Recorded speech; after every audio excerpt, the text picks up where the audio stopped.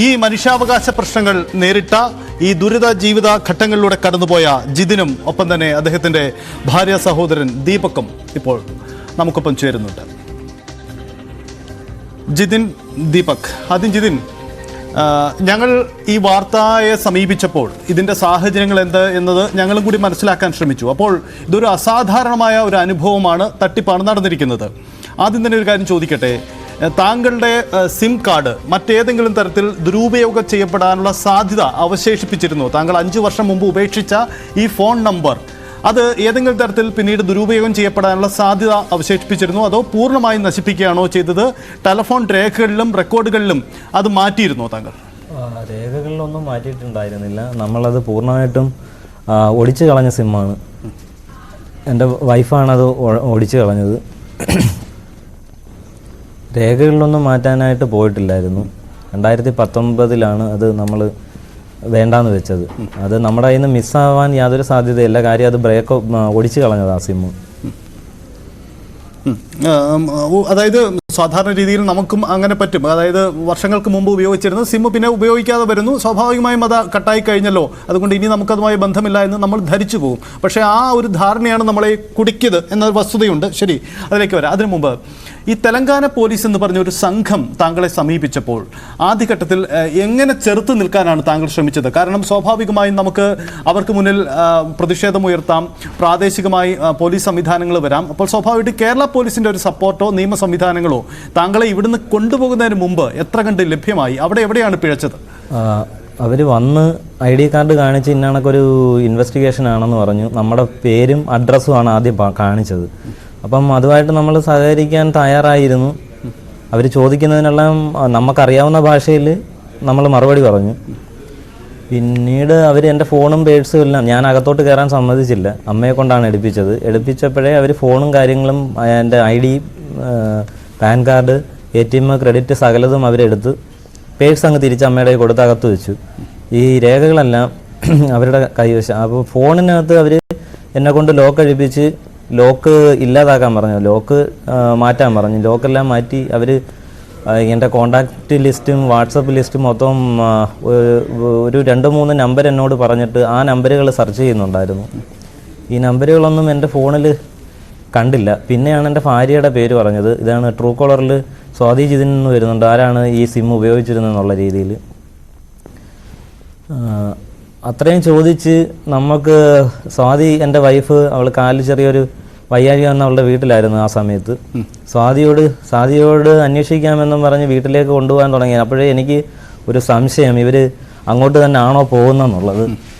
അപ്പോഴും ഞാൻ ചോദിച്ചു ഇവരുടെ അടുത്ത്, ലോക്കൽ സ്റ്റേഷനിൽ അറിയിച്ചിട്ടാണോ നിങ്ങൾ വന്നിട്ടുള്ളതെന്ന്. അപ്പം അവർ അറിയിച്ചിട്ടുണ്ട്, പോലീസ് ഇപ്പോൾ വരും എന്ന് പറഞ്ഞെങ്കിലും ഇവരെന്നെ കൊണ്ടുപോകുന്ന സമയത്തും അങ്ങനൊരു പോലീസ്, നമ്മുടെ ലോക്കൽ പോലീസിൻ്റെ ഒരു സാന്നിധ്യം ആ പ്രദേശം ഇല്ലായിരുന്നു. അപ്പോഴാണ് അമ്മ ഭയന്ന് ബന്ധുക്കളെയും മറ്റാളുകളെയും അറിയിച്ച് അവർ ലോക്കൽ പോലീസ് വന്നതിന് ശേഷം കൊണ്ടുപോയാൽ നിങ്ങളൊക്കെ എവിടെ നിന്ന് വന്നവരാ, നിങ്ങൾ അന്യ സംസ്ഥാനത്തു നിന്ന് വന്നിട്ട് ഇങ്ങനെയാണോ ഒരാളെ കൊണ്ടുപോകുന്നതെന്നുള്ള ഒരു അന്തരീക്ഷമായി. അന്ന് നമ്മളെ നാട്ടുകാരാണ് പോലീസിലേക്ക് അറിയിക്കുകയും തുടർന്നാണ് പോലീസ് അവിടെ എത്തുകയും ചെയ്തത്.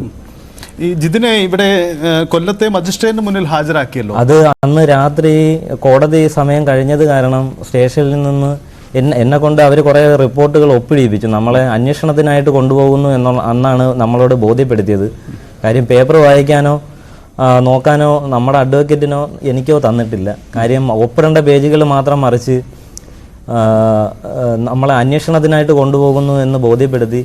കൊണ്ടുപോകുന്നത് നമ്മുടെ വീട്ടുകാരറിയാൻ വേണ്ടി അമ്മയും കൊണ്ട് രക്തബന്ധത്തിലുള്ള ആരെങ്കിലും ഒപ്പിടണമെന്ന് പറഞ്ഞു. അങ്ങനെ അമ്മയെ വയ്യാതെ കിടക്കുന്ന അച്ഛൻ്റെ അടുത്ത് നിന്ന് വിളിച്ച് സ്റ്റേഷനിൽ കൊണ്ടുവന്ന് അമ്മ ഒപ്പിട്ടിട്ട് എത്രയും പെട്ടെന്ന് തിരിച്ചു പോവുകയാണ് ഉണ്ടായത്. പിന്നെ എൻ്റെ ഒരു കൂട്ടുകാരൻ സാക്ഷി എന്നുള്ള രീതിയിലും നമ്മുടെ ഒരു അയൽവാസിയായ ഒരു ഇച്ചിരി പ്രായമുള്ള വ്യക്തിയാണ്, പുള്ളിയും കൂടെ സൈൻ ചെയ്തു. അതിനുശേഷം അദ്ദേഹത്തിന് ഭയമായിരുന്നു, എന്താണ് സംഭവിക്കുന്നത്, ഇനി അദ്ദേഹവും ഈ ഒപ്പിട്ടത് കൊണ്ട് എന്തെങ്കിലും വരുമോ ഇല്ലയോ എന്നുള്ളത് പുള്ളിയെ പുറത്തു നിന്ന് ഭയക്കുന്നത് കാണാൻ സാധിച്ചായിരുന്നു.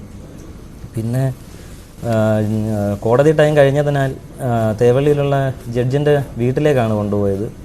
അവിടെ നമ്മുടെ കൂടെ അഡ്വക്കേറ്റോ കാര്യങ്ങളോ ഇല്ല. ഈ തെലങ്കാനയിൽ നിന്ന് വന്ന പോലീസും നമ്മുടെ പോലീസുമാണ് ഉണ്ടായിരുന്നത്. അത് കഴിഞ്ഞ് നേരെ എന്നെ ഒരു ഹോട്ടലിലേക്കാണ് കൊണ്ടുപോയത്.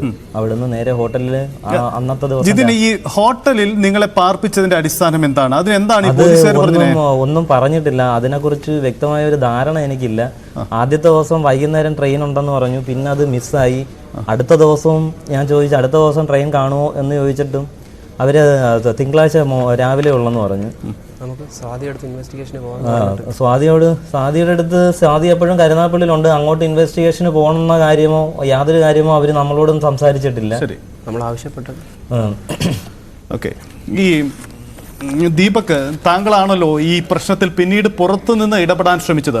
അപ്പോൾ നിങ്ങൾ നേരിട്ട് തെലങ്കാനയിലേക്ക് എത്തി അവിടുത്തെ സാഹചര്യങ്ങൾ ബോധ്യപ്പെടുമ്പോൾ ഈ പോലീസിന്റെ ഇടപെടൽ എന്തെങ്കിലും സംശയം നിങ്ങൾക്ക് തോന്നിയിരുന്നോ? കാരണം നിങ്ങൾ സ്വാഭാവികമായും ഈ വാർത്ത കാണുന്ന പ്രേക്ഷകർക്കുണ്ടാകുന്ന ഒരു സംശയമാണ്, എന്തുകൊണ്ട് ഒരു ചെറുത്തുനിൽപ്പ് നിങ്ങളുടെ ഭാഗത്തുനിന്ന് ഉണ്ടായില്ല എന്ന ചോദ്യം. കാരണം നിയമസഹായമോ മറ്റ് ഇടപെടലുകളോ നടത്തേണ്ട ഒരു ഘട്ടത്തിൽ അത് നടക്കാതെ പോയത് എന്തുകൊണ്ട് എന്ന സംശയം ഉണ്ടാകുന്നുണ്ട്. സംഭവം ഞാൻ അറിയുമ്പോൾ ഞാൻ സ്ഥലത്തില്ല, ഞാൻ മാവേലിക്കര നിൽക്കുകയാണ്. അപ്പോൾ അവിടെ എൻ്റെ ഫോണിൽ വിളിച്ചിട്ടാണ് പറയുന്നത് ഇങ്ങനെ അളിയനെ ഇങ്ങനെ അറസ്റ്റ് ചെയ്ത് പോലീസ്. അളിയൻ കുറ്റമെല്ലാം സമ്മതിച്ച് അളിയൻ്റെ അക്കൗണ്ടിൽ ട്രാൻസാക്ഷൻ നടക്കുന്നുണ്ട്, ചേച്ചിയും കൂടെ ചേർന്നാണ് നടത്തുന്നത്. അപ്പം പുള്ളിക്കാരനെ തെലങ്കാനയിൽ നിന്ന് പോലീസ് വന്ന് അറസ്റ്റ് ചെയ്ത് കൊണ്ടുപോയേക്കാണ്. നിങ്ങളെല്ലാം ഫോൺ സ്വിച്ച് ഓഫ് ചെയ്തോ, നിങ്ങളെല്ലാം ട്രേസ് ചെയ്തുകൊണ്ടിരിക്കുകയാണെന്നാണ് എന്നെ വിളിച്ച് പറയുന്നത്. സംഭവം ക്ലിയർ ആവുന്നില്ല. പിന്നെ ഞാൻ അവിടെ നിന്ന് തിരിച്ചു വന്ന് വീട്ടിൽ വന്നപ്പോഴും അറിയുന്നത് ഇങ്ങനെ അളിയനെയും ചേച്ചിയും പോലീസ് തിരക്കി കിടക്കുക. അപ്പം ചേച്ചി അവൈലബിൾ ആണ്, വീട്ടിൽ തന്നെ ഉണ്ട്. പിന്നെ അവർ നമ്മളെ അന്വേഷിക്കാൻ കൂട്ടാകുന്നില്ല. പുള്ളിക്കാരനെ അവിടെ 2 ദിവസം ഹോൾഡ് ചെയ്ത് നമ്മുടെ അടുത്ത് പറഞ്ഞത് തെലങ്കാനയെ കൊണ്ടുപോകുമെന്ന് പറഞ്ഞിട്ട് ഡീഫോൾട്ട് 3 സ്റ്റാർ ഹോട്ടലിൽ അവിടെ ഹോൾഡ് ചെയ്തിട്ട് നമ്മുടെ വീട്ടിലോടൊന്നും വന്നില്ല. പിന്നെ ഞാൻ തിരിച്ച് അളിയൻ്റെ വീട്ടിൽ ചെന്ന് അമ്മയെടുത്ത് നേരിട്ട് കാര്യങ്ങൾ ചോദിച്ചു. അപ്പോൾ പറഞ്ഞ് അവർ എല്ലാം പറയുന്നതേ ഉള്ളൂ, എവിഡൻസ് ഒക്കെ അവരുടെ കയ്യിലുണ്ട്, ട്രാൻസാക്ഷൻ നടക്കുന്നുണ്ട്, ട്രാൻസാക്ഷൻ ഇപ്പോഴും നടന്നുകൊണ്ടിരിക്കുകയെന്ന് പറയുന്നേ ഉള്ളൂ, ഒന്നും കാണിക്കുന്നില്ല. എന്നിട്ട് അളിയനെ ഇവിടുന്ന് സ്റ്റേഷനിൽ കൊണ്ടുപോവുകയാണ്. അങ്ങനെ സ്റ്റേഷനിൽ ചെന്നപ്പോൾ അവർ പോലീസുകാർ പറഞ്ഞത് ജിതിൻ കുറ്റമെല്ലാം സമ്മതിച്ച് ട്രാൻസാക്ഷൻ നടക്കുന്നുണ്ട്, പോലീസിൻ്റെ ഡീറ്റെയിൽസ് ഉണ്ട്, ട്രാൻസാക്ഷൻ നടക്കുന്നതിൻ്റെ ഡീറ്റെയിൽസ് ഉണ്ട്. ട്രാൻസാക്ഷൻ നടക്കുന്നു എന്നുള്ളത് ശരിയാണ്, ഇതിൻ്റെ അകത്ത് കാണിക്കുന്നുണ്ട്. റിമാൻഡ് കോപ്പിയാണിത്. ഇതിൻ്റെ അകത്ത് 35 ട്രാൻസാക്ഷൻ നടന്നിട്ടുണ്ട് ഈ ബാങ്ക് ഓഫ് ഇരിഞ്ഞാലക്കുടയിലെ അക്കൗണ്ടിലോട്ട്. അത് പക്ഷേ നമ്മളുമായിട്ട് എങ്ങനെ കണക്ട് ചെയ്യുന്നത് നമുക്കറിയത്തില്ല. ഇതിൻ്റെ അകത്ത് അക്കൗണ്ട് എടുക്കാൻ വേണ്ടി ഉപയോഗിച്ച ഒരു ജിമെയിൽ ID, അതിൻ്റെ അകത്ത് പുള്ളിയുടെ നമ്പർ ലിങ്ക് ചെയ്തിട്ടുണ്ട്. ഈ പോലീസുകാരെന്ന് പറയുന്നത് കേരള പോലീസാണോ താങ്കളോട് പറയുന്നത് ട്രാൻസാക്ഷൻ നടന്നു, തട്ടിപ്പ് നടന്നു? അല്ല, കേരള പോലീസ് ജിതിന്റെ റിലേറ്റീവ്സ്, അതായത് അമ്മ ഉൾപ്പെടെയുള്ള അവിടെ ഒപ്പിടാൻ വേണ്ടി ചെന്നവരടുത്താണ് പറയുന്നത്. ഞാൻ അമ്മയെടുത്ത് നേരിട്ട് എന്ന് ചോദിച്ചപ്പോൾ അമ്മേൻ്റെ അടുത്ത് ഇങ്ങനെ പറയുന്നത്. ഇതിനുശേഷമാണ് ഞാൻ ഇവിടുന്ന് തെലങ്കാനയിലേക്ക് പോകുന്നത്. കാരണം നമുക്ക് അറിയേണ്ടതായിട്ടുണ്ട് എന്താണ് നടക്കുന്നതെന്നുള്ളത്. അതായത് ഉള്ളിൽ നിന്ന് നമ്മളെ ആരെങ്കിലും ചതിച്ചോ എന്നുള്ള കാര്യം മനസ്സിലാക്കണം. ശരി, ഓക്കെ.